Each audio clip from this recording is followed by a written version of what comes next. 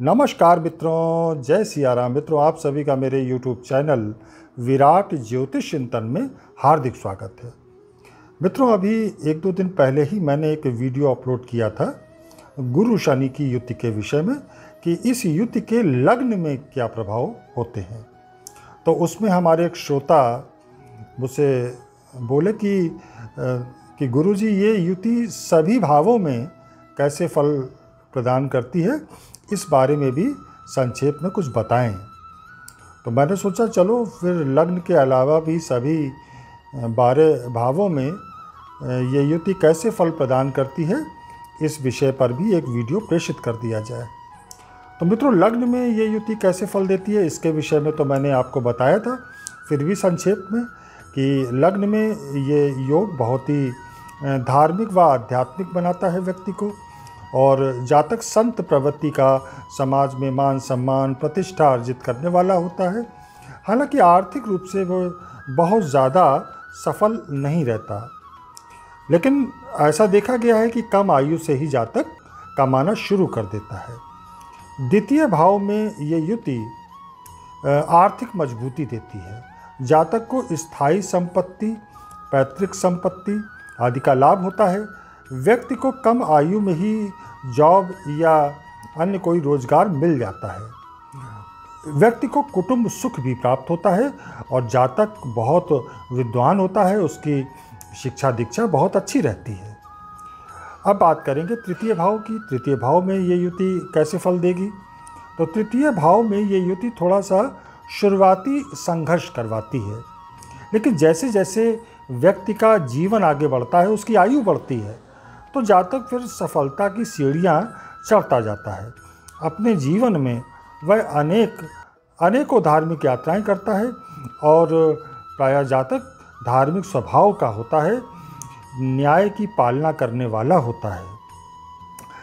चतुर्थ भाव में ये युति अगर है तो ये योग धार्मिक और आध्यात्मिक उन्नति करवाता है। व्यक्ति अभौतिक जगत में सफल होता है और मोक्ष और मुक्ति के मार्ग पर अग्रसर रहने वाला होता है।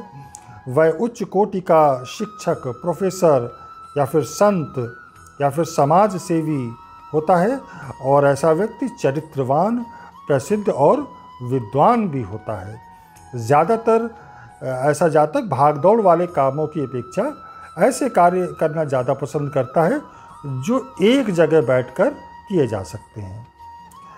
बात करेंगे पंचम भाव की। तो पंचम भाव में ये युति सामाजिक प्रतिष्ठा दिलवाती है। व्यक्ति धार्मिक और आध्यात्मिक अभिरुचि रखता है। अनेकों बार उसकी धार्मिक यात्राएं होती हैं। यहाँ पर ये योग थोड़ा मेल चाइल्ड के लिए अच्छा नहीं माना जाता। या तो मेल चाइल्ड होगा नहीं, या फिर होते हुए भी उसका सुख प्राप्त नहीं होगा। लेकिन यहाँ पर ये युति होने से जातक को अपने जीवन का उद्देश्य पता होता है, और ऐसा जातक किसी खास क्षेत्र का एक्सपर्ट भी होता है, उसे मास्टरी हासिल होती है।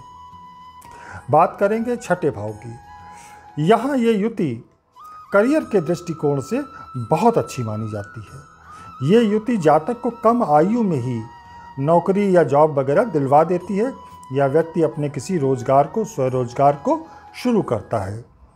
ऐसा व्यक्ति बहुत धर्म उपदेशक, प्रवचनकर्ता, सफल व्यवसायी होता है, और ऐसी भी आशा हो सकती है कि व्यक्ति न्यायिक क्षेत्र में कार्यरत हो, या तो जज वगैरह हो या फिर वकालत करके ऐसे लोग बेवजह की बहस नहीं करते और व्यर्थ के विवादों से दूर ही रहते हैं।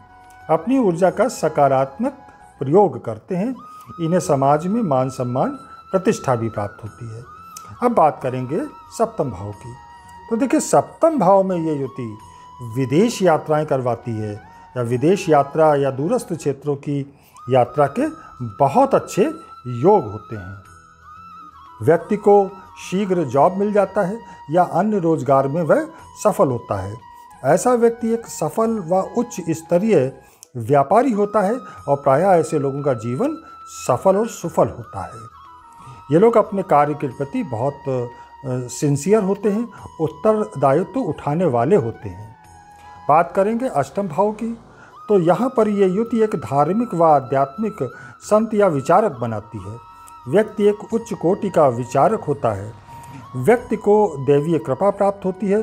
प्राच्य विद्याओं में, गुप्त विद्याओं में उसकी रुचि होती है और प्रायः ऐसा जातक दीर्घजीवी होता है।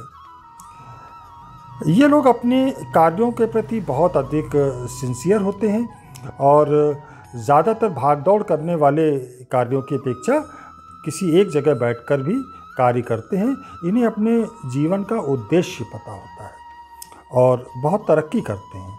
बात करेंगे नवम भाव की, तो देखिए नवम भाव धर्म का भाव होता है। तो ऐसा व्यक्ति एक सफल जीवन तो जीता ही है, उसकी धार्मिक और आध्यात्मिक अभिरुचि भी खूब होती है और ज़्यादातर व्यक्ति उच्च कोटि का विद्वान होता है। दूरस्थ क्षेत्रों में भ्रमण करने वाला होता है। वह विख्यात और समृद्धशाली होता है। ऐसा जातक बहुत भाग्यशाली होता है। समाज में उसके मान सम्मान प्रतिष्ठा होती है। दशम भाव में अगर ये युति होती है तो ऐसा जातक बहुत अनुशासित, समाज सेवी, न्यायप्रिय होता है। जातक एक वकील, मजिस्ट्रेट या जज भी हो सकता है, या फिर व्यक्ति किसी प्रसिद्ध धार्मिक व सामाजिक संस्था का मुखिया होता है, उपदेशक होता है। दशम भाव में ये युति बहुत अच्छी मानी गई है। प्रायः ये लोग अंतर्मुखी होते हैं, अपने कार्य स्वयं करते हैं, कार्यक्रमबद्ध तरीके से, सलीके से करना पसंद करते हैं और अनुशासन प्रिय होते हैं। एकादश भाव में ये युति व्यक्ति को बहुत सफल जीवन देती है। वह अपने कार्य में सर्वोच्च होता है। वह अत्यंत धार्मिक, परोपकारी और विख्यात होता है। बड़े भाइयों से उसके संबंध अच्छे होंगे और बड़ी आयु वालों से भी उसके संबंध अच्छे होते हैं। प्रायः तो स्वस्थ ही होता है, लेकिन अगर वह रोगी होता है तो फिर उसको पेट संबंधी विकार, अपच या गैस्ट्रिक आदि की समस्याएं हो सकती हैं। और अब बात अंत में करेंगे द्वादश भाव की। तो देखिए द्वादश भाव में अगर ये युति हुई तो व्यक्ति बहुत तपस्वी, योगी, उच्च कोटि का संत, विचारक और दूसरों की सेवा करने वाला होता है और वह अनेक बार विदेश यात्राएं भी करता है। व्यक्ति की प्रगति धीरे धीरे होती है और प्रायः ये युति 12th हाउस में वैराग्य को जन्म देती है। यदि मित्रों गुरु से शनि ज़्यादा प्रबल हुआ तो फिर ज़्यादा पढ़ लिख नहीं पाते ऐसे लोग, लेकिन उनके भीतर प्रैक्टिकल नॉलेज बहुत अच्छा होता है।